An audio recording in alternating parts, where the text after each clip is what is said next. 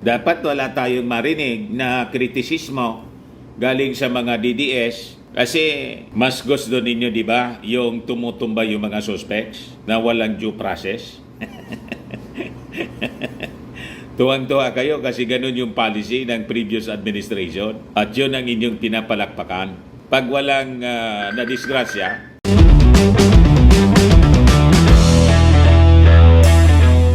ito naman po yung bago naming product na binibenta online.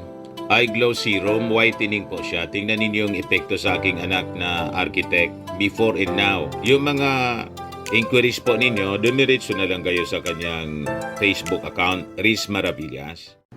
Sa Cotabato mga kababayan, may 4 na shabu dealers ang namatay sa pakikipaglaban lumaban sa ating mga pulis. 4 shabu dealers die in clash with policemen in Tawi-Tawi. Tingnan natin kung magagalit pa kayo yung mga DDS. Kasi yung sa Batangas na nasabat ng mga authorities, bilyon. Sabi ng ating Pangulong Bongbong Marcos, ito niya yung policy ng ating administrasyon. War on drugs, mga kababayan, pero walang namamatay. Galit yung mga DDS po. Gusto nila, mga kababayan, gayahin ng ating Pangulong Bongbong Marcos yung ginawa po ni Maudigs. Kasi sabi ng ating Pangulong Bongbong Marcos, ito niya yung dapat. May naulian niya tayo. Napakaraming shabu. Bilyon po. Wala niyang putukan, walang ni isang namatay. O ngayon, galit na galit kayo. Kasi walang namatay. Nainsulto yung previous administration. Baka ngayon na may 4 na patay po, galit pa rin kayo. Saan ang lulugar yung ating gobyerno niyan? Makita niya Mr. Maravillas, sabi walang dapat mamatay. Ayaw man ng pulis na maunahan po, inunahan. You see, alangan man yung pulis yung mamatay po. Ito yung balita. Ngayong araw na to, 4 shabu dealers die in clash with policemen in Tawi-Tawi. Baka may marinig pa kami sa inyo ha. Dapat tuwa kayo mga DDS. Policemen shot dead for uncooperative traffickers. They were supposed to arrest after selling 476,000 worth ng shabu to villagers in Barangay Luok, Pandan, in Bungao, Tawi-Tawi. Sabi po ni Brigadier General Prexy Tanggawon, Director of the Police Regional Office ng Bangsamoro Autonomous Region, yung mga pulis na nagpapatrolya daw, uhulihin sana yung mga suspects.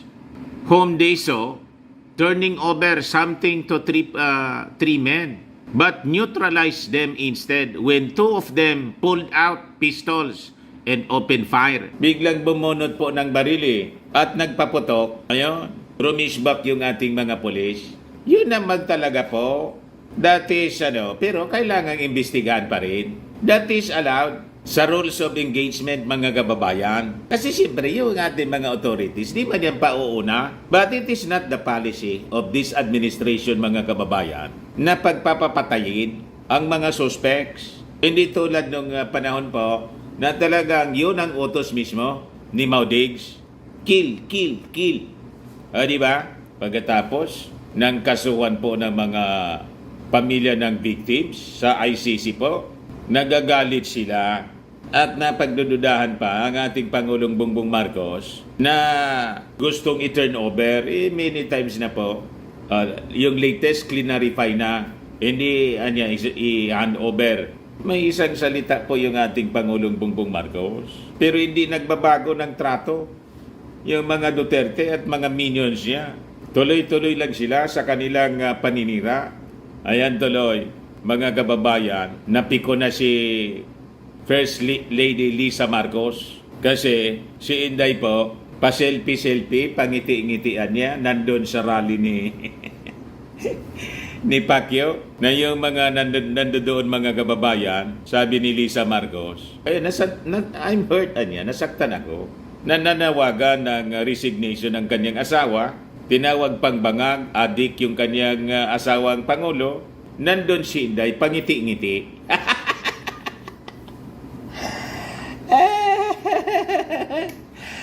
You see? So maintindihan natin yung First Lady po, nagpa-interview kay Kato Ying.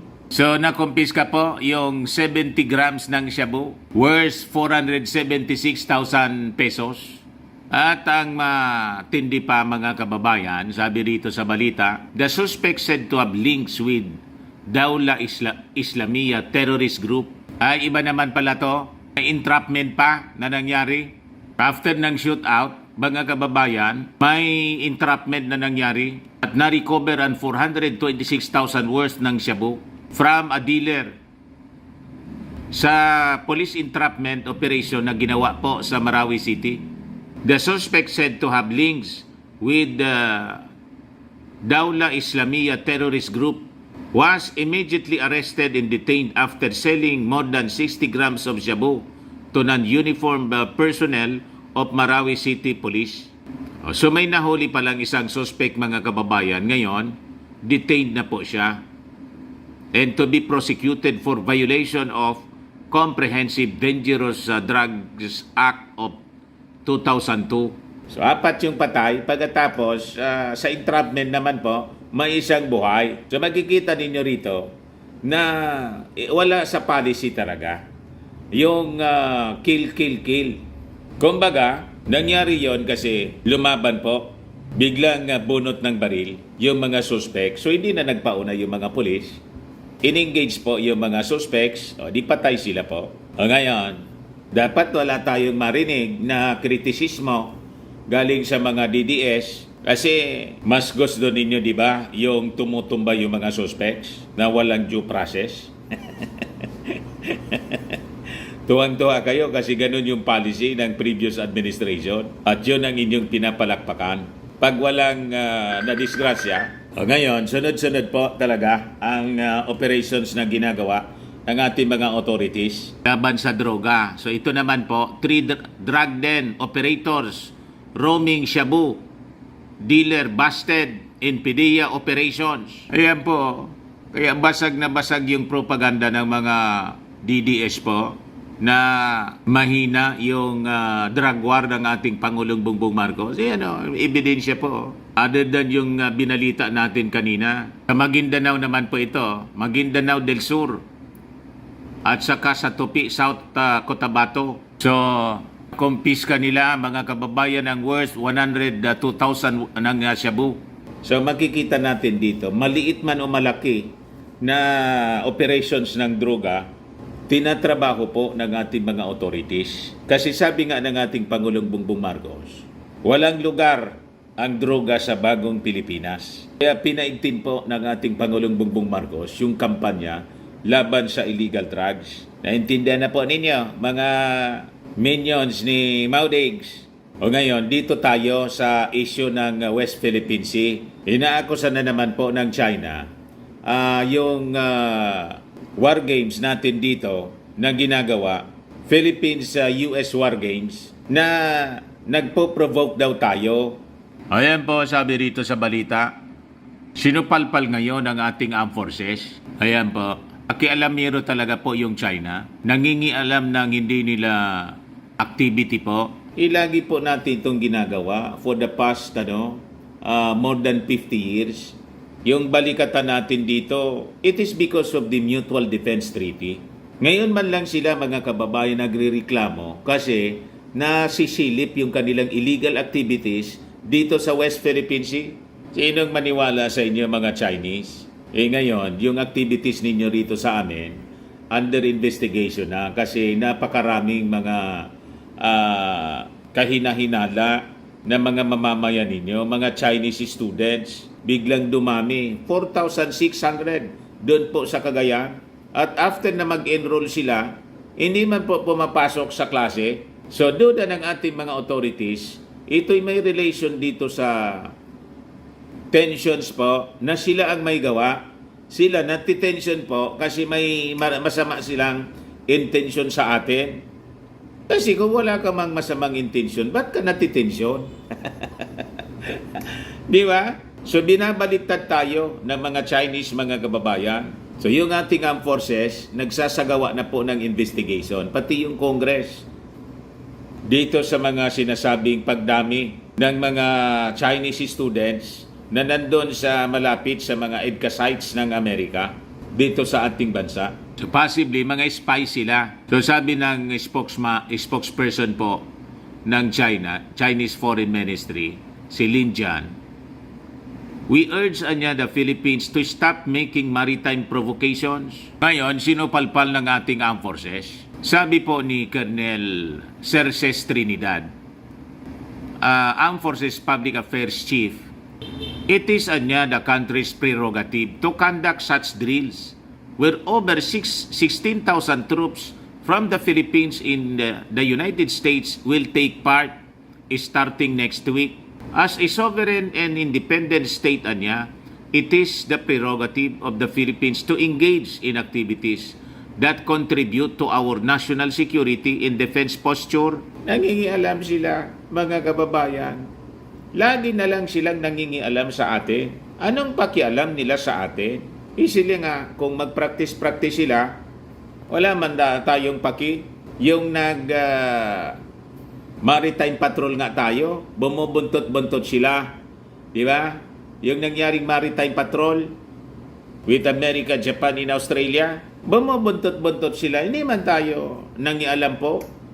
Inihintay lang ng multilateral patrol kung haharangin nila yung mga warships ng Pilipinas, Japan, Amerika at Australia. Hindi man po umarang.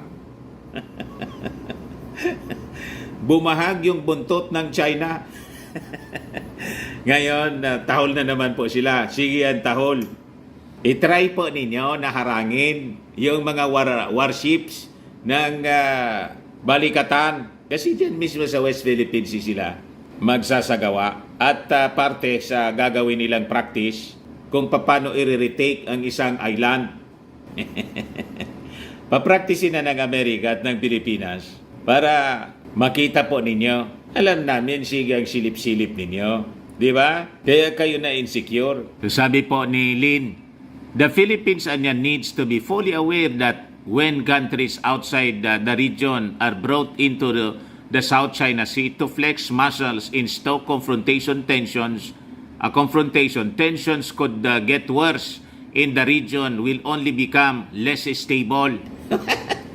Kayo man lang po ang nagsasabi ng ganyan. Ngayon, di i-confront ninyo kung kaya ninyo. Di ba? I-try ninyong bombahin ng water cannon yung aming mga warships na kasama dito sa war games. Ngayon, sinagot mga kababayan ng ating Department of Foreign Affairs, yung China. Sabi ng ating DFA, the source of tension in our region is well known to all. China should reflect upon its own action in the South China Sea and the West Philippine Sea. It is China's excessive maritime claims and aggressive behavior, including its militarization of reclaimed features that are undermining regional peace, instability, and raising tensions. So, sinupalpal mga kababayan ng DFA, yung China. Kayuan niya ang source ng tension. Hindi kami. Kayo ang agresibo rito. Kami dati naman namin itong ginagawa, yung balikatan. Bakit kayo natitensyon? Nasupla kasi yung inyong masamang plano. At alam namin, hindi ninyo kaya.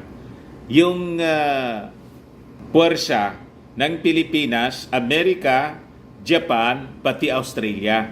Hindi pa kasama dyan yung India, yung South Korea, yung European countries na lahat namin